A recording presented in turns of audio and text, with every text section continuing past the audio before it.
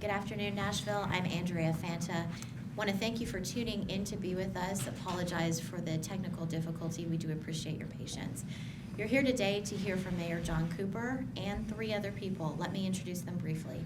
John Honeysucker, who is the Assistant Director with Metro's Waste Services Division.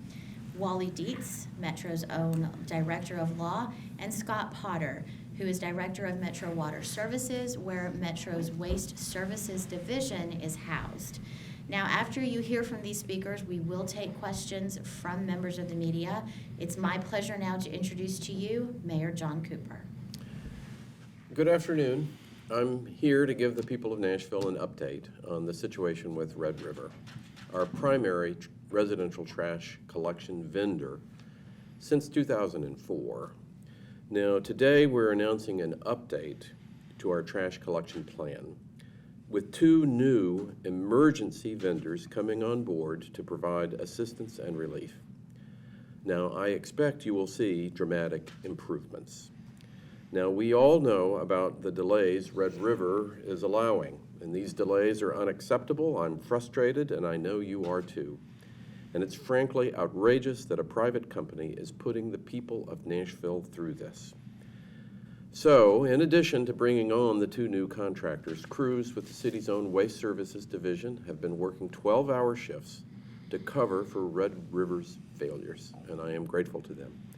John Honeysucker and Scott Potter are here to tell you more about that, and I want to applaud them and their crews for all their work. Wally Dietz, Metro's legal director, is also here, and he'll tell you more about how we will continue to fight Red River in bankruptcy court. We're committed to taking every action possible right now to serve Nashville's neighborhoods and to take every step we can for a permanent solution in court. Thank you. Good afternoon. Let me begin by sharing how trash and recycling is collected in Nashville. Contractors handle 81% of residential trash collections. Red River is responsible for 73% of the routes, and Waste Industries, which is GFL, is responsible for 8%. The remaining 19% is handled by Metro Waste Services. Waste Services is also responsible for curbside recycling, dumpster collection at multifamily locations and Metro facilities, homeless shelters and encampments, and servicing the 4 convenience centers and 10 recycle drop-off sites. Some of the specialized equipment used for each of these tasks consist of front-load trucks, which are used to empty dumpsters. Rear-load and side-load trucks are used for trash and recycling carts. Roll-offs are used at our convenience centers and recycling drop-off sites. Fleet and staffing challenges have affected trash collection across the country, in addition to the supply chains affecting parts, vehicles, and equipment. This has affected normal operations here in Nashville as well. These challenges have required additional assets to be brought in to assist. This assistance has been in the form of rental equipment and additional vendors. Our largest residential trash collection contractor, Red River, has also faced fleet issues and has become increasingly behind in residential trash collection. When Red River filed bankruptcy in October of 2021, an automatic stay was put in place prohibiting us from amending or canceling our contract with them. To protect public health and safety, it has been necessary for us to put additional measures in place to ensure trash is collected in a timely manner. This past weekend, including the President's holiday, Metro Waste Services crews worked 12-hour shifts picking up Red River routes and were successful in getting many routes caught up. We will continue to collect 3 of Red River routes each day in addition to our normal routes. We also have an additional vendor that will collect 5 of Red River's routes daily. This will leave Red River with 13 of their 21 daily routes and will help place them in a better position to complete their routes each week. If necessary, vendors are able to take on additional routes and/or provide assistance on Saturdays to complete missed and uncollected routes. We are happy to report that we are in a much better place, and as Mayor Cooper has stated, believes our community will see an immediate difference. While immediate improvement will be seen, please continue to report misses and other collection concerns to Hub Nashville, and that's at hub.nashville.gov, or by phone at 311 or 615-862-5000.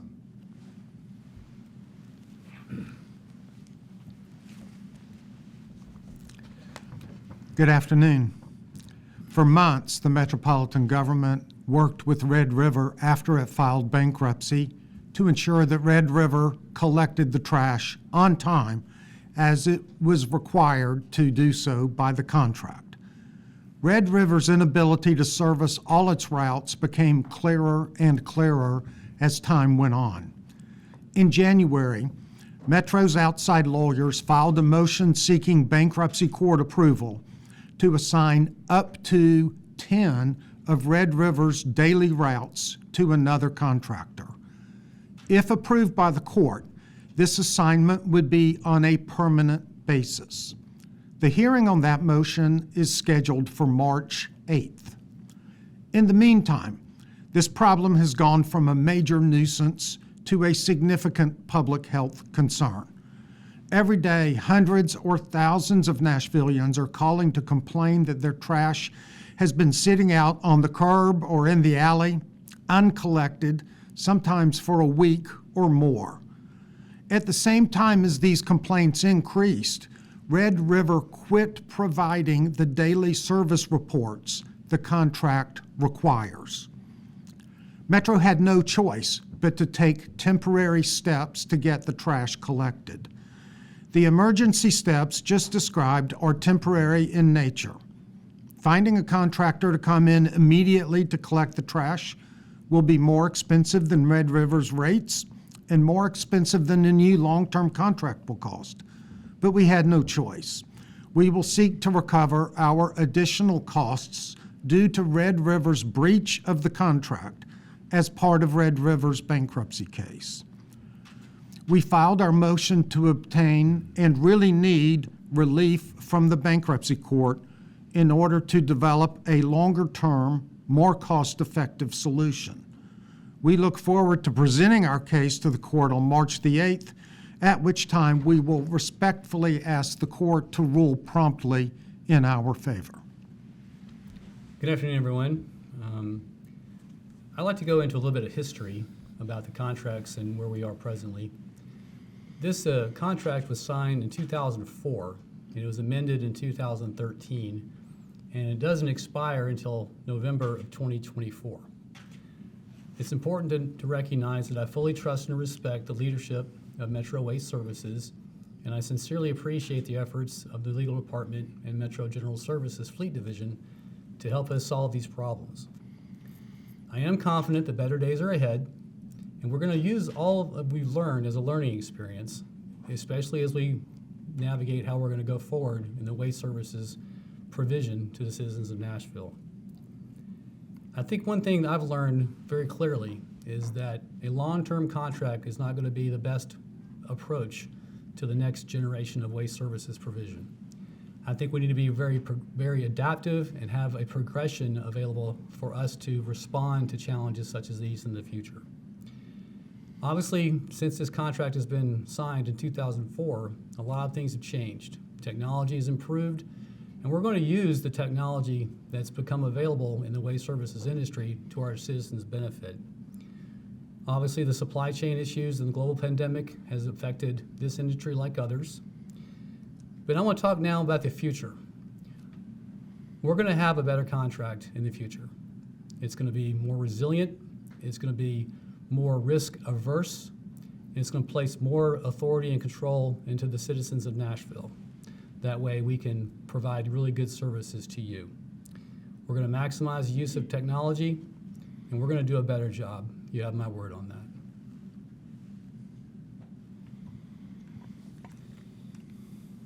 I want to thank today's speakers. We are going to open it up for question and answers with members of our news media now. Let's talk about how Q&A will work. It's 2:50, so we are asking that you raise your hand in WebEx in order to ask a question by 2:55. We are asking you to limit to one question only so we can get everybody in, and I will have to call last question when time comes. Our first question comes from, one moment please. Thanks. Cassandra Stevenson at Tennessean. Cassandra, we're listening. Hi, what are the names of the emergency vendors and when did they begin working? And what cost does this have to the city?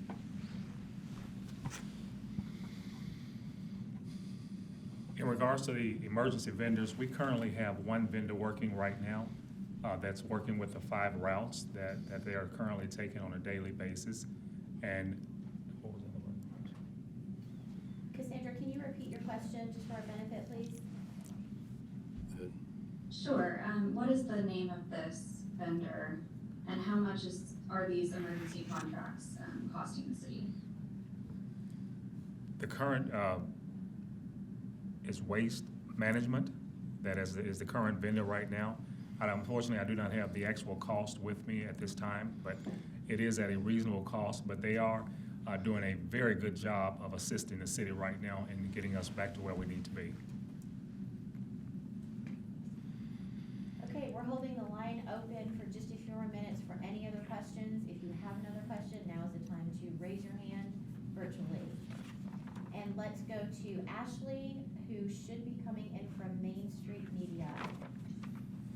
Ashley, we're listening.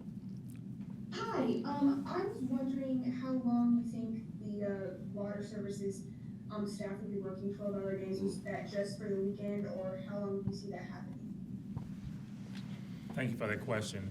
We are going to work as many hours as we need to achieve the objective of making sure that trash is picked up from throughout the city. That is a #1 priority for this division, and that is to make sure fundamentally that all trash has been picked up throughout the city. Thank you, Ashley and Cassandra, for your questions. Still holding the line open just for a few more, and I'm just checking with our crew to see if we've got any other questions coming from members of the media. Okay, seeing none, I'm gonna do a quick last call for any questions from reporters.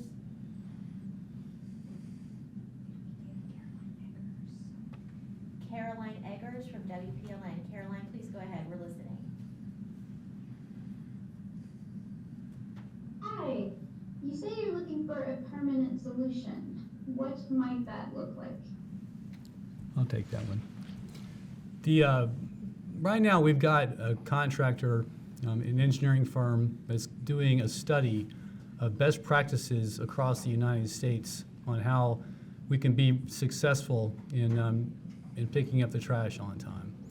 We're going to issue an RFP at some point that will replace the current contract that expires in 2024.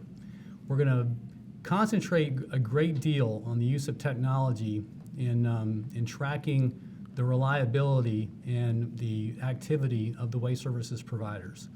We're also going to do our best to spread the risk out and not put our eggs, so-called, in that one basket, so we can have a variety of providers available to us. We're going to explore whether or not we're going to take more routes internal to Metro Water or not. So essentially, all the options are going to be on the table, and we have the national leading experts taking a look at how cities across the nations are doing it, and we're going to have the next generation contract place us in a much more risk-averse position. Thank you, Scott. Next question goes to Erica Glover at Fox 17. Erica, go ahead, we're listening. Yeah, so one council member spoke with Fox 17 News and said that new trucks were ordered to help with pickup, and that we could be waiting a year to get the entire order fulfilled. Is that the case? Then how much were those extra trucks? I'll take that one as well. I think nationally, everyone recognizes that we have the supply chain issues for delivering new trash trucks.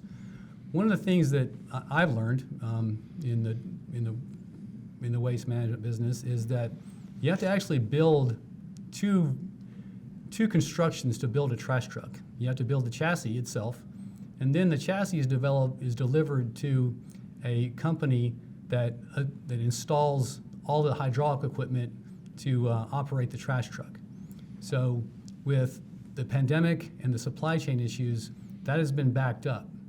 We have very specific delivery dates that we can provide to you, but the good news is that they will start arriving, and we're going to continue to order them so we can get our fleet back into a position where we don't have the issues that we're having with repair. That's it for today, guys. I want to thank everybody for tuning in. Again, thank you for your patience as we experience some technical difficulty today. If you have other questions that come up after today's news conference, you can always email me at andrea.fanta@nashville.gov or my colleague Sonia sonia.allman@nashville.gov.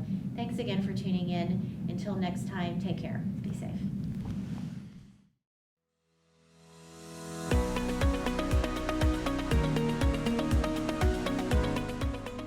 This has been a service of the Metro Nashville Network. If you would like to see this presentation again, or for more information on this and other programs, visit nashville.gov.